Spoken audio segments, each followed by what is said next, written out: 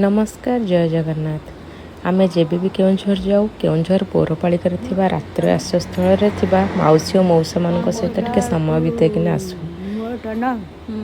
काली आमे जाइथिलु सेठारे आमे एक नुआ माउसी को देखिलु।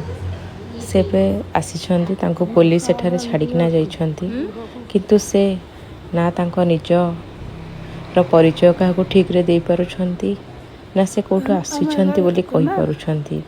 जदि आपण माने किए तांको जानिथिबे दयाकरी जणाइबे।